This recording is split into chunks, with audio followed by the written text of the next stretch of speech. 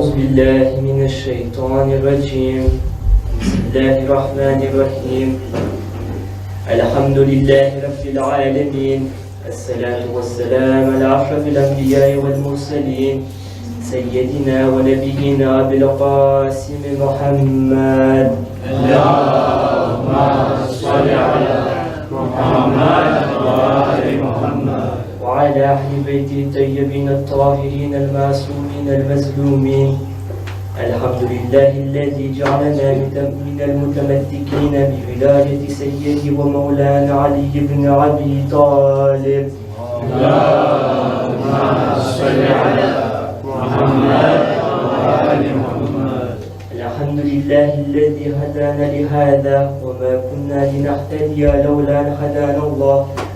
Mes chers frères, mes chères sœurs, mes aînés, salam alaikum wa rahmatullahi wa barakatuh. Hier soir, nous avons posé une question que beaucoup se posent. Pourquoi les chiites sont-ils en minorité dans le monde musulman? Et nous avons montré que la vérité n'a jamais été conditionnée par le nombre. Le Coran nous rappelle que la majorité peut souvent s'éloigner du droit chemin. Ce soir, nous irons encore plus loin. Nous allons voir que cette réalité remonte aux toutes premières générations humaines.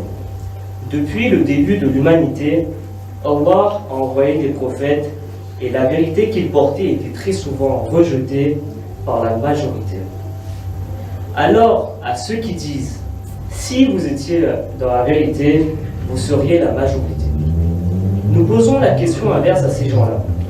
La majorité est toujours la vérité? Le Coran nous le dit clairement non. Prenons un exemple du Saint-Coran, l'histoire du prophète Nuh alayhi salam. Savez-vous combien de temps il a prêché la voix d'Allah?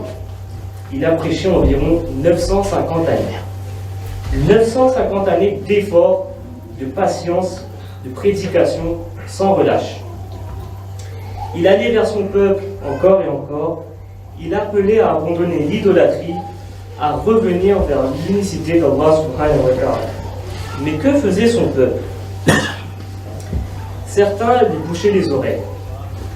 D'autres disaient « Ne me parle pas de ta religion, épargne-moi de ton discours s'il te plaît ». Ils se moquaient de lui, le rejetaient, tournaient le dos. Et malgré tout cela, Nabi Nuh alayhi salam n'a jamais abandonné. Imaginez-vous 950 ans. 950 ans et combien de personnes l'ont suivi? Selon certains hadiths, 7 à 8 personnes, et selon certains hadiths, elle peut monter jusqu'à 80 personnes. 950 ans d'appel, de prêche, et seulement 80 croyants.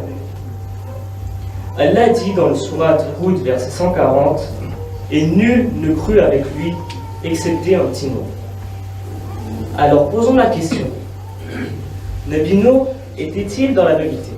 Bien sûr, c'est un Nabi. Était-il majoritaire? Absolument pas. Comme nous pouvons le voir au nombre de ses croyants. Muhammadin wa ali Muhammad salawat. Allahumma salli ala Muhammad wa ali Muhammad.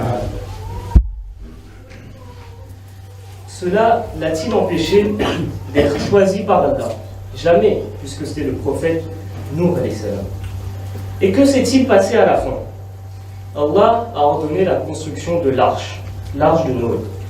Ceux qui sont minorités furent avec Nabi Nuh alayhi salam et furent sauvés, et ceux qui étaient la majorité périssa.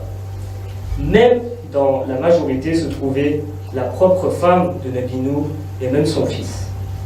Allah aurait pu accorder à Nabi Nuh des milliers de partisans. Mais il voulait nous enseigner une chose, une leçon profonde. Ce n'est pas le nombre qui compte, c'est la sincérité. Ce n'est pas la quantité, mais bien la qualité. Aujourd'hui, certains disent, mais vous les chiites, vous êtes une petite partie du monde musulman. Donc votre voix, elle n'est pas juste. Et nous répondons par le Coran. La vérité n'a jamais été une question de majorité. Imaginons quelqu'un qui regarde la mission de Nabi Nuh alayhi salam uniquement avec des yeux statiques, c'est-à-dire avec les chiffres. 950 ans de prêche, uniquement 80 croyants. Quel échec!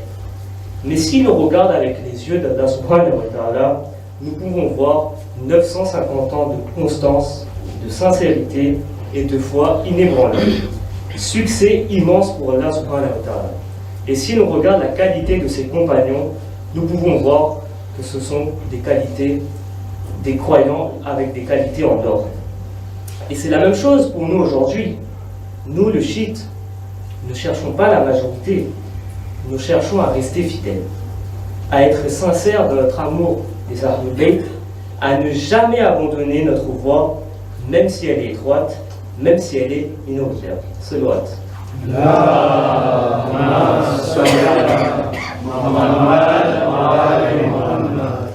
Et cette leçon ne s'applique pas qu'à Nabi Nuh. L'histoire de Nabi Ibrahim alayhi salam est encore plus frappante. Contrairement à Nabi Nuh alayhi salam, qui avait quelques croyants, Nabi Ibrahim était absolument seul. Et pourtant, Allah dit dans le Coran, Surat An-Nahl, verset 120, en vérité, Abraham était une communauté à lui seul, obéissant à Allah entièrement, soumis et n'était pas du nombre des polythéistes. Ce verset est extraordinaire.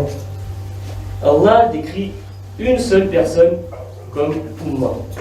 Ummah, c'est une communauté. Si l'on regarde une communauté au jour d'aujourd'hui, par exemple la communauté musulmane, elle regroupe environ des millions de personnes. Donc Allah décrit Nabi Ibrahim comme une communauté, soit une personne qui est égale à des millions de personnes.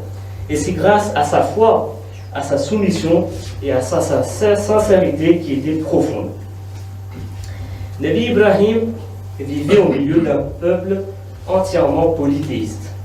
Et que fit-il? Il détruisa un jour toutes les statues, sauf la plus grande. Il posa la hache auprès de la plus grande, et quand on lui demanda qui a fait cela, la réponse est dans le Coran, Surat Al-Anbiya, verset 63. Il répondit, demandez à la plus grande idole si elle peut parler. C'était une réponse pleine de sagesse et de provocation spirituelle.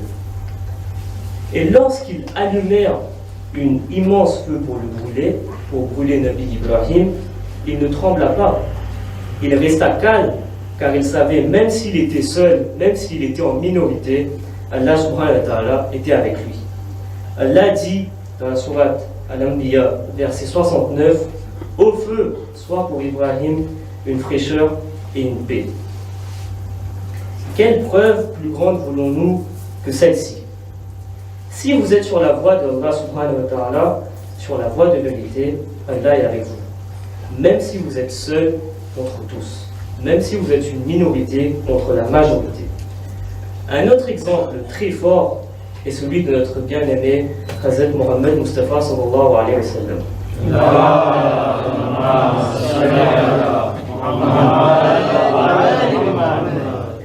Au début de sa mission à Mecca, il a prêché pendant 13 années à Mecca dans des conditions extrêmement difficiles. Durant ces années, seulement 120, 100 personnes ou 140 personnes selon les différents hadiths se sont convertis à l'islam. Il sortait parfois avec seulement 5 compagnons pour transmettre le message.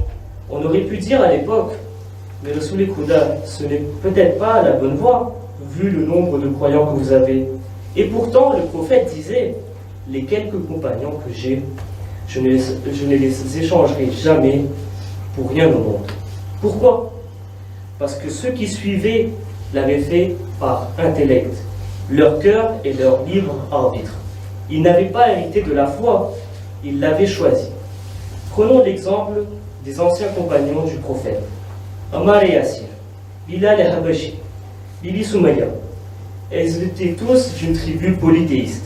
Ils n'avaient pas hérité, ils avaient hérité de la foi polythéiste, mais ils ont embrassé l'islam par la raison et la conviction. Le prophète voulait des croyants sincères et réfléchis, pas des suiveurs aveugles. Il voulait une communauté qui pense, qui comprend, qui agit avec lucidité. Et le Coran lui révèle ce magnifique verset qu'on a vu hier soir, Surat Al-An'am, verset 116. Et si tu obéis à la majorité de ceux qui sont sur terre, ils t'égareront du chemin. Encore une fois, le message est clair. La majorité ne garantit pas la vérité. Mes frères, mes sœurs et mes aînés, la vérité n'a jamais eu besoin d'être populaire. Elle a seulement besoin d'être sincèrement défendue. Et c'est pour cela que nous sommes chiites, parce que nous avons choisi de suivre la vérité, même si elle est minoritaire. Parce que nous avons en foi en Allah et non dans les foules. Ce soir, nous avons évoqué plusieurs exemples puissants montrant la véracité des minorités face à une majorité déviante. Cependant, certains pourront dire, d'après mes exemples, mais ces exemples concernaient des peuples polythéistes. Qu'en est-il du monde musulman? Est-ce que la majorité des musulmans peut aussi se tromper?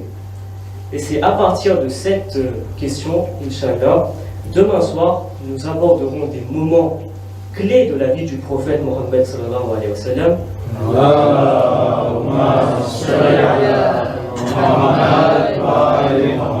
Et de l'imam Ali alayhi salam, où même au sein de la communauté musulmane, seule une minorité est restée fidèle au prophète et à l'imam.